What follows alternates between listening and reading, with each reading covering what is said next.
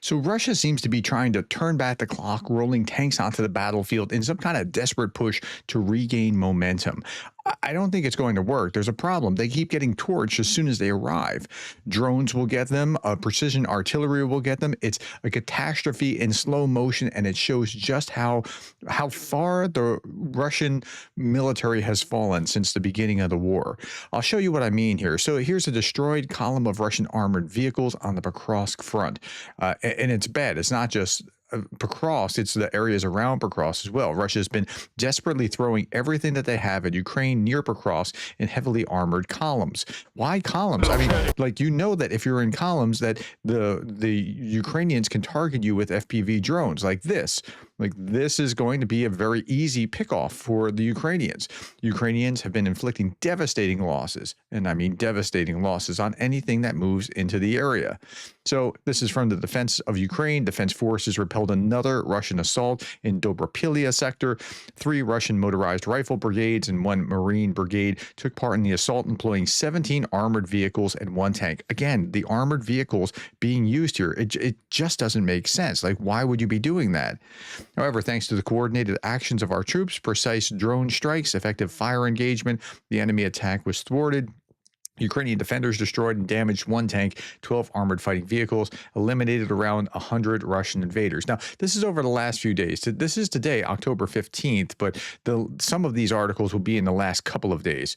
2 Russian armored columns hit Shakove and Mirograd this week. At least 33 vehicles destroyed. A high number of vehicles reported this morning destroyed. The goal to widen the Dobropilya salient, so a base, so as to supply convoys can actually reach Russian troops inside. And again, this was yesterday, October 14th. In the Donetsk direction, the enemy continues to active attempts to seize our positions. However, operators of the border unit Phoenix are disrupting this action, struck 12 tanks, 46 armored vehicles, 642 enemy personnel. The Donetsk direction, the enemy continues active attempts to seize our positions. However, operators of the Phoenix are disrupting offensive actions. And again, like, it's pretty easy to see. Like, here's the munition being dropped down, and you can see, like, I just don't understand why you would operate in that kind of condition, or how you can operate in that kind of condition. Again, this is October 14th. Okay, so Andrew Perpetua, who does this mapping of what's going on the battlefield, his comment was this: sends an entire battalion of armor, captures lightly defended tree lines, continues pushing, dumps the infantry into some houses on the edge of town, vehicles turn around and pull out, half the vehicles on fire, a few more fell into a ditch. I mean, that's really what they've been able to pull off. So could they advance infantry? Maybe just a little bit, but that's about as far as it goes. And then as soon as the infantry moves, they're under drone surveillance, and it's not going to go well for them. Okay, this is Clement Molin. Clement does a really good job of open source reporting and, mapping what's going on. First time in months, Russia launched tanks and armored vehicles into Ukraine. Now, I've been talking about this. Like, where did the tanks go? It seems like there was this, like, it just dried up. Or I was asking months ago, like, are they saving them up for a big assault, or are they moving them up to Belarus for the war games, or what's going on here? But this is the first time in months Russia's really launching tanks and armored vehicles into Ukraine in a meaningful way.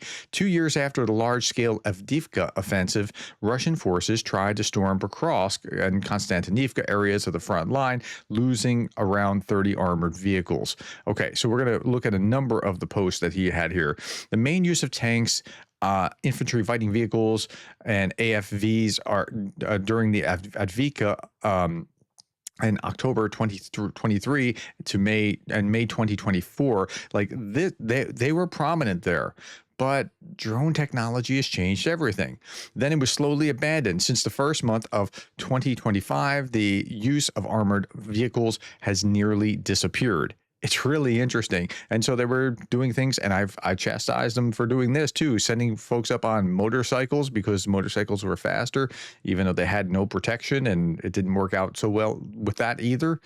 Okay, but why? Why do we see tanks now? And this is the question we're trying to answer.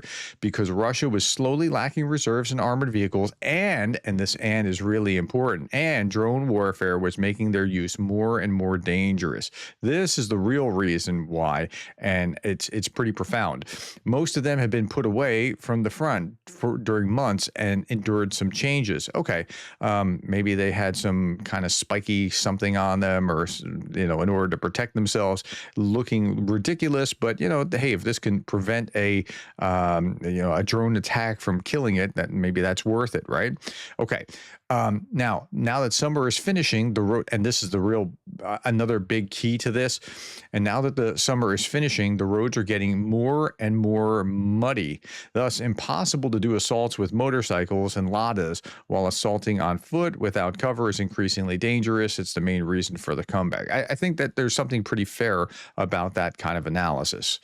Okay, for 2 months, Russians have had difficulties reaching Pokrovsk and Konstantinivka, mainly failing to take strongholds. Okay, and that's very fair. They haven't been able to do that because they just can't cross. There's like no man's land isn't the actual, or isn't the correct term. There's something else going on here. It's not like, so this vehicle is targeted here and I stopped it before it hits. So it's not no man's land. It's more it's not a demilitarized zone. It's something else. There's like a minefield in the sky that is just, you don't want to try to cross on the land with that minefield in the sky. Okay, the village of Shkove, Russia launched multiple armored vehicles, hundreds of soldiers and motorcycles here to break the Ukrainian defenses. Shkove is protecting the whole direction. So if they can take Shkove, if they can do that, then it's really bad for Ukraine. And so they tried to really penetrate and just didn't work out so well. Russians still didn't make it. Now it's mainly a gray zone. And again, that gray zone is going to keep expanding over time. The importance of fortifications: to reach Shkove from the main assault route, they need to stay on the road. So main roads seem to dictate what's happening militarily in Ukraine, just like geography, the hills and the rivers and whatever else are going to dictate it in, say, the Civil War or something, Napoleonic Wars. Main roads are critical, especially if you have armor or you have to move a lot of men a particular direction. If you're trying to move really slowly on the ground, you're just going to be seen by drones and taken out. Okay, the importance of fortifications. Again, you have to concentrate fire. They concentrate fire on a single road. So what's happening near Pokrovsk? The gray zone is increasingly big. It's getting more and more difficult to consolidate any progress. The bottom line, though, is that Pokrovsk is still safe. I mean, safe in a relative term. Of course, there are drones harassing Pokrovsk, but as far as being overrun and captured by the Russians, it's still safe. Now, it's October 15th as I'm talking right now, and last August, I was like, uh-oh, Pokrovsk is going to be overrun. Oh, no. And then I was like, how long can they hold out until winter? And then everything just changed. Like, drones were there last year, but it's nothing like what it is this year. Some infiltrations are going on in south of the city. That's true, but it's not lasting.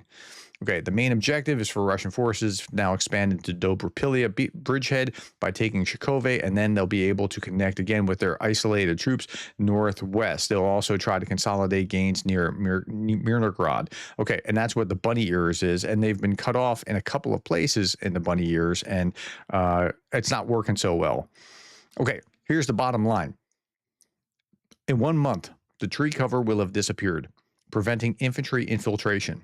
The weather may also affect drones. We got to keep an eye on that. So again, you could almost tell without knowing what the weather was based on a number of drone strikes. It's really fascinating. The weather may affect drones, which is also important to remember. Thus, Russia has to reach and consolidate around Pokrovsk and Konstantinivka before the winter in order to assault it, because the weather is going to change things. And he says he finishes this thread with the wide preparation of new defensive lines, especially away from Donbass region, main new lines. And so here, let's look in the pockets here with, here's Pokrovsk, and here's the bunny ears that's being cut off, and Konstantinivka, right? So now you have these defensive lines, and now you have this whole series of other defensive lines in other places as well, just preparing for what may come. The war is not over. It's not going to be over for a while. It's going to go on and on. All right. Now, let's talk about tanks specifically.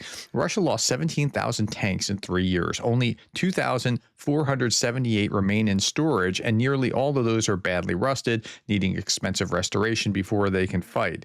Russia just shifted back to tank warfare after 282,000 infantry casualties. So this was on October 11th. Also on October 11th, we saw this again, 2,500 tanks left. I showed you the actual documentation like a week ago, showing that like they really are running out of tanks. Now, it kind of matters and kind of doesn't, in a sense that tank warfare isn't what tank warfare used to be because of drones. But they only have 2,500 tanks left. 642 of them are T-64s that need separate parts and training and maintenance. So Moscow's tank crisis got worse. But and here's the losses of tanks and armored vehicles and annual production high estimate. Okay, 2,500 Soviet-era tanks left. 17,000 armored vehicles lost by Russia in 44 months of a 3-day war. It's crazy. It really is. It's just so now Russia's T-90 tank production in 2024 reached about 240 units, including both new and modernized tanks. Internal planning papers analyzed by Front Intelligence Insight shows Moscow's plan to lift production by 80% and launch production of a new T-90 variant. And just a couple things about that. At least the new T-90, 10 new T-90 M2 tanks are scheduled for 2026. And then if you look ahead for 2027 to 2029 and forward, Russia plans to produce and overhaul and modernize 1,118 T-90M and T-90M2 tanks. So this is part of their production schedule. So they got the official documents, and combining all known figures for T-90M and T-90M2 and even T-72B3M, Russia's armored modernization target reaches 2,611 tanks from 2026 to 2036. And, you know, that's refreshing for another large-scale war. We don't know where or when or how or whatever, but it's not like they're planning to go away. They're planning to have this put together. Okay, I know that was a lot of information, and I want to give my shout out to Steve, my board member patron. So thank you to Steve. And I also want to leave you with this, and that is that I know this was a lot. So let me just encourage you. Every pizza is a personal pizza if you try hard and believe in yourself. It's a true story. All right, my friends, thank you for your time, the likes, the shares, and the subscribes. And thank you for being the kind of person that cares about Ukraine.